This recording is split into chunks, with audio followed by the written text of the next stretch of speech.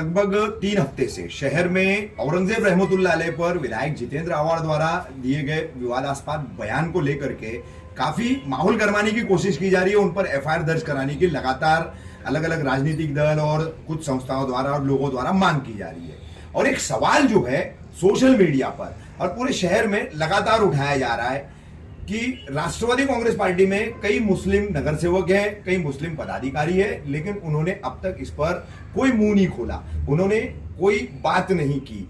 तो और इसी में उलमाओं को भी जोड़ा जा रहा है। तो उलमाओं का सवाल में एक लंबा सवाल है, वो दूसरा मैं सवाल लूंगा आपसे, लेकिन पहला ये सवाल है कि अंतर्गत आप भी एक मुस्लिम है, रिचुअल जो है आप पूरी तरीके से पालते हैं, तो क्या इस मुद्दे पर आप जैसे नेताओं ने विधायक जितेंद्र आव्हाड जी से कभी कुछ इस पर चर्चा की, कुछ बात की उनके वक्तव्यों को लेकर? देखिए, सबसे बड़ी बात ये कि जो भी कुछ आज 2-3 हफ्ते से हो रहा है, हम लोग जिन लोगों को करते हुए देख रहे हैं वो कहीं ना कहीं एक तरीके से राजनीति का हिस्सा भी दिख रहा है। लेकिन मैं राजनीति के हिस्सों को हटा के एक पहलू जो आता है as a Muslim, as a एक सामाजिक न्यूट्रल आदमी जो लोग सोचते हैं वो हिसाब से बोलूँगा।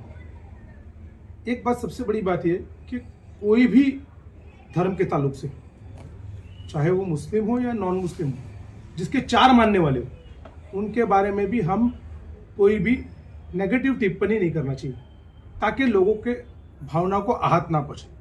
इसलिए मैं ये मानता हूं कि ऐसी कोई भी चीज़ जिससे रिलीजियस को धक्का लगे, हम जिस कॉन्स्टिट्यूंसी में वो मुस्लिम बहुल इलाका है, और ऐसे में अगर उधर भी हम बोलते जिस जगह पे एक हिस्ट्रिकल हिसाब से, राजा के हिसाब से देखेंगे तो औरंगजेब रहमतुल्लाह अलैह के बारे में कुछ अलग लोगों के बारे में सोचे, कुछ लोग पॉजिटिव सोचते हैं, कुछ लोग नेगेटिव सोचते हैं, लेकिन हम लोग जो सोचते हैं वो एक दीनदार, टोपी सिल के अपनी बादशाह को जिंदगी देने वाले बुजुर्गान दीन, उनके हिसाब से हमारी पूरी कम्युनिटी की छवि है। इसलिए हम इस बात को हमेशा से इनकार करते हैं और मानते भी नहीं जो कोई ऐसा कोई बात भी बोलता है। हम एकदम क्लियर मानते हैं कि वो एक बुजुर्गान दीन थे और उन्होंने अपनी ज़िंदगी का जो मकसद है वो टोपी सिल के उन्होंने ज़िंदगी का बशर किए थे और एक नमाजी परहेज़गार इंसान थे।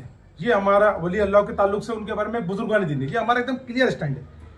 ये हमने बचपन में भी पढ़ा था, ये हमने हमारे दीन से भी पढ़ा। इसलिए यही चीज़ हमने हमारे जो नेता है उनसे भी ये बात का विरोध जताया बाकायदा कि हमको ये सब चीज़ों के ऊपर बात नहीं करना चाहिए। हमारा मकसद काम है, हम लोग काम के ऊपर बात करना चाहिए। हम लोगों से कभी, हम लोग राष्ट्रवादी कांग्रेस पार्टी का कभी भी प्लेटफॉर्म रहा है कि वो जात धर्म से हटके सभी को लेके हित की बात की है, तो 4 लोगों की भी भावना दुखती है तो वो भी बात नहीं करना चाहिए। ये तो एक कम्युनिटी का मामला है और हमारी नज़र में तो वो एक रहमतुल्लाह अलैह मतलब थे और बुजुर्गान दीन थे और एक नेक नमाजी परहेज़गार थे। वो ताउम्र हमारी नज़र में वो वैसे ही रहे। तो इस मसले में जैसे आव्हाड साहब ने ये टिप्पणी की है और लोगों में नाराजगी है, तो उनकी तरफ से आप मतलब माफी मांग रहे हैं, मतलब माफी चाहते हैं? मैं एक बात मतलब दुख जता रहे हैं इस बात। देखिए, मैं एक बात बताता हूँ, अगर आव्हाड साहब की तरफ से मुझे माफी मांगना है तो मैं अपनी कौम से 100 बार माफी मांगता हूँ। और माफी मांगने की बात नहीं, मैं एज अ मुस्लिम मुझे भी इस चीज का दुख है, माफी मांगने मुझे भी दुख है ना। मैं मुस्लिम हूँ ना, पहले मैं मुस्लिम हूँ, फिर मैं कोई पार्टी में हूँ। अगर मेरे मुस्लिम अगर मैं शरीयत में ही नहीं रहूँ तो ऐसी पार्टी से मुझे कोई लेना देना नहीं। इसलिए एज अ मुस्लिम मुझे खुद भी इस बात का मैं इत्तेफाक नहीं रखता हूँ। और इस विरोध को हमने डॉक्टर जितेंद्र आव्हाड जी के सामने बोला और मेरा ऐसा मानना है कि वो एक समझदार आदमी, ऐसी चीज़ों से उन्होंने कभी भी परहेज किया। मुझे ऐसा लगता है कि वो ये बात को मानते कि नहीं, एक जिस शख्स ने अपनी ज़िंदगी काम के लिए डेवलपमेंट के नाते राजनीति की, वो इस चीज़ से ऐसा परहेज करेंगे, ऐसा मेरा विचार है। और एक बात, सारी दुनिया के लोग, चाहे कोई भी बादशाह, पूरे लोग सभी मिलके भी ताकतवर एक तरफ हो जाए और अगर बोले कि इस्लाम में जिनको हम हीरो मानते, जिनको हम मानते, जिनके बारे में हमने हमारे बाप दादा से सुने, वो गलत है और इस्लाम गलत है और इस्लाम अमन परस्त नहीं है, तो वो सारी दुनिया के ताकतवर लोग एक तरफ भी हो जाए तो भी हम उससे मानते नहीं। जो इस्लाम में है वो इस्लाम का एक जेर बदर भी हट नहीं सकता एक अल्लाह के मानने वाला जब तक इस दुनिया में। शानू भाई, शिकायत ये रही है कि आखिर इतनी देर से क्यों आया आपका स्टेटमेंट? ये देखिए, काफी गुस्सा, उसके बाद में भी उनका एक स्टेटमेंट और आया, किसी को हमदर्दी नहीं है, अपने बयान पर कायम हूँ, जो तारीख में वही कह रहा हूँ। तो इस चीज पे क्या कहेंगे? मेरी बात सुनिए ना, उनका मैंने 2 स्टेटमेंट सुना। एक तो ये कि उन्होंने जो बोला, फिर उसके बाद मैंने दूसरा स्टेटमेंट भी सुना जो उन्होंने अच्छा ही बात भी बताई, वैष्णव मंदिर के बारे में जो हाँ अच्छा ही वैष्णव मंदिर को तोड़ा नहीं गया उनके कारण, वो सब भी बताया गया। तो अब कौन सा क्या पहले आया उस पर मैं डिटेल नहीं जानता हूँ। मैं एज अ मुस्लिम नुमाइंदा, एज अ मुस्लिम पर्सन ये इकरार करता हूँ, और हमने अपने पक्ष के अंदर हमारे आला कमान हमें सभी लोगों को ये अपना बता दिया गया है कि ऐसी बातों से हमको बचना चाहिए और ऐसी बातें करना ही नहीं चाहिए जिससे किसी भी लोगों को आहत हो, चाहे वो 4 जन को मानने वाले नहीं हो। उनके मानने वाले तो एक बड़ा तबका है, उनका मानने वाला तो एक बड़ा तबका है जिसमें मैं भी हूँ। मैं भी ऐसा मानता हूँ। अभी इसी मुद्दे को लेकर के कुछ वीडियो भी एक वायरल हुआ है, कुछ राजनीतिक दल के पदाधिकारी है, उलमाओं को लेकर के टारगेट किया जा रहा है और उलमाओं को दलाल तक बोला जा रहा है। तो क्या मतलब ये जो अब इस तरीके का जो प्रचार प्रसार हो रहा है, इस तरीके की जो बातें हो रही है, कहाँ तो उचित लगता है आपको? यही प्रॉब्लम हो रहा है ना, हम लोग जिनको इल्म के बारे में कुछ मालूम नहीं, हम कुछ जाहिल लोग, हम उन उलमाओं के बारे में टिप्पणी कर रहे हैं जिसके बारे में हमें कतई नहीं करना चाहिए। मैं आपके जरिए ये आग्रह करना चाहता हूँ और विनती भी करना चाहता हूँ, और मैं ये भी डिपार्टमेंट को भी बोलना चाहता हूँ कि देखिए, इस शहर में कोई भी अपने राजकरण के लिए उलमाओं को सोशल मीडिया के प्लेटफॉर्म पे, मीडिया के प्लेटफॉर्म में बदतमीजी ना करे। उन्होंने कहीं ना कहीं किसी दीनदारी मामले में काम किया होगा, एक नमाजी होंगे, परहेजगार होंगे, कुछ तो होगा जो उनको उलमा बोल रहे हैं। और उलमाओं का अगर आप एक उलमा को बोलते हो तो महाराष्ट्र देश में ऐसा लगता है सभी उलमा वो कैटेगरी में आ रहे। तो कुछ उलमा बोलने से नहीं चलेगा। उलमाओं से अगर आपको शिकायत है, आप उनके खानका, मस्जिद, मदरसे में जाइए और उनको बोलिए कि आपसे हमको ये शिकायत है और उनसे जवाब लीजिए। लेकिन हम कोई भी उलमा को ऐसी टिप्पणी करे कि कोई भी उलमा को हम ऐसी टिप्पणी करें कि वो दलाल है, ये बहुत गलत बात है और इसकी निंदा करते। ऐसी कोई भी चीज नहीं होना चाहिए। और मैं आपको साफ बोल देता हूँ, मैं अपनी पार्टी से शुरुआत करना चाहता हूँ। मैं एनसीपी के लोगों के साथ सभी पक्ष के लोगों को बोलना चाहता हूँ कि प्लीज कोई भी लोग अपने उलमा कराम, पंडित, धार्मिक भावनाओं के प्लेटफॉर्म को इस्तेमाल ना करे पॉलिटिक्स के लिए।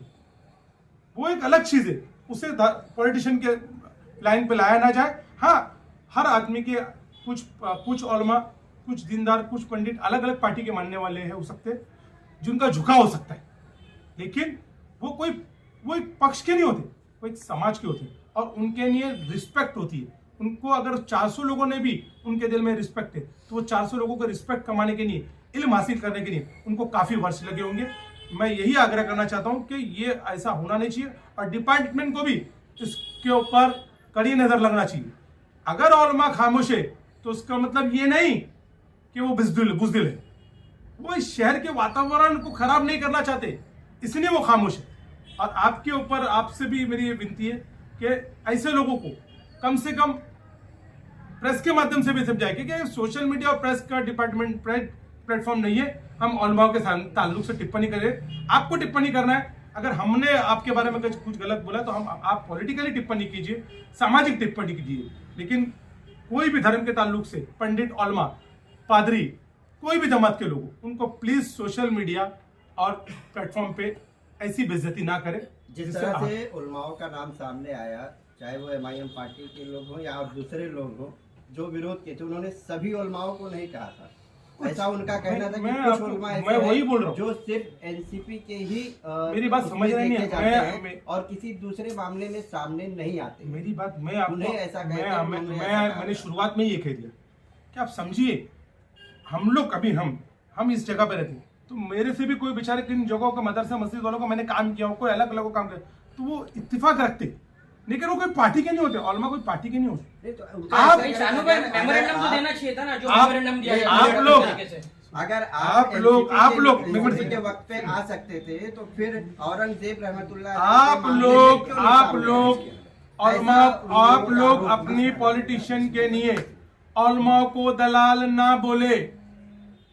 मैं ये बोलना चाह रहा हूं, एक 5 वक्त के नमाजी को भी दलाल मत बोले। अगर वो दिल्ली भी तालिक इदारे से ताल्लुक रखता है, वो बाजू में बैठ गया तो वो एनसीपी का पदाधिकारी नहीं। आपको अगर बदतमीजी बोलना है, आप हमारे पक्ष के कोई लोगों को बोल सकते हैं, लेकिन आप उसमें उलमा को घसीटे नहीं। मैं इसकी निंदा करता हूं, वापिस बोलता हूं, और मैंने आपको पहले ही बोला इसकी शुरुआत मैं एनसीपी से चाहता हूं। तो इन पर मैं अपनी पार्टी से शुरुआत कर रहा हूं। कोई कार्रवाई होगी जिस तरीके से बोला है? मैं अपनी पार्टी से शुरुआत कर रहा हूं। मैं अपनी पार्टी के लोगों से शुरुआत करना चाहता हूं कि प्लीज उलमाओं के ताल्लुक से प्लेटफॉर्म ऐसा ना बनाइए ताकि हमारे उलमाओं की बेइज्जती हो। ये मैं अपनी पार्टी से बोल रहा हूं, अपनी शुरुआत में अपने से करवा रहा हूं, और फिर वो सबको होना चाहिए। लेकिन सानू भाई सवाल तो उठता है ना कि जब आप लोगों का मामला हुआ था, तमाम उलमा इकराम जो है आए थे, आंदोलन में शामिल हुए, आंदोलन खत्म कराए, लेकिन औरंगजेब रहमतुल्लाह अलैह का मामला आया तो कहीं कोई उलमा सामने नहीं आया। तो इस वजह से लोगों ने आप लोगों का मामला नहीं हुआ। इस शहर के अंदर 354 जैसे फर्जी मुकदमे अगर एक लोक प्रतिनिधि पे लगाए जाएंगे और उसको मिटाने के लिए कोई उलमा आ गया तो उसको कोई प्रॉब्लम नहीं होना चाहिए मिटाने के लिए। अगर ये शांतता रखने के लिए शहर में कोई उलमा आते तो उसमें कोई दिक्कत नहीं होना चाहिए। आज मैं चाहता, अगर समझिए एमआईएम, समाजवादी पार्टी, सभी पक्ष के लोग अगर धर्म में बैठ जाते और उससे शहर का वातावरण खराब होता है और शहर के उलमा उनको भी अगर खत्म कराने जाए तो ये एक सुलह रबी वाली बात होती है। उलमा किसी पक्ष के नहीं होते। मेरी विनती है, पॉलिटिकल लोगों को आप बदतमीजी कीजिए, नगर सेवक को बोलिए, आप बड़े लीडरों को बोलिए, आप हमको बोलिए, हम उसका जवाब हमारे तरीके से दे देंगे। उलमा खामोश है तो उनको बेचारी खामोशों को उनकी बुज़दिली ना समझा जाए। क्यों एक भी शख्स जो है, एक भी उलमा को ना कोई उनके बारे में टिप्पणी करे, ना ही उनको पॉलिटिकली प्लेटफॉर्म पे उनको इस्तेमाल किया जाए। मैं वापिस बोल रहा हूं, इसकी शुरुआत मैं चाहता हूं एनसीपी से। शानू भाई, इस वक्त मुमरा के लोग जो नाराज है, उन लोगों को क्या मैसेज देंगे इस पूरे मामले में? देखिए, मुमरा के लोग नाराज है, मैंने यही नाराजगी हमने हमारे पार्टी के बड़े लीडर अवार्ड सब तक भी पहुंचा दिए, और एक समझदार लीडर है, वो 354 दाखिल होने के बाद वो आहत है, कहीं ना कहीं वो थोड़े से दुखी है। और ऐसी उस मामले को लेके मुझे ऐसा लगता है, इसलिए उनके 2 स्टेटमेंट मैंने देखा, 2 स्टेटमेंट देखा, दोनों स्टेटमेंट देखा। कौन सा स्टेटमेंट पहले आया और बाद में आया इसकी पड़ताल मैंने नहीं किया, लेकिन मैंने दोनों स्टेटमेंट उनके सुना और लोगों ने भी सुने। हम लोग ये बात इकरार करते हैं कि ऐसी बातों पे कोई भी पार्टी को बोलना नहीं चाहिए। आप इस्लामिक स्कॉलर नहीं हो तो आप इस्लामिक ताल्लुक से कोई भी बात ना करें।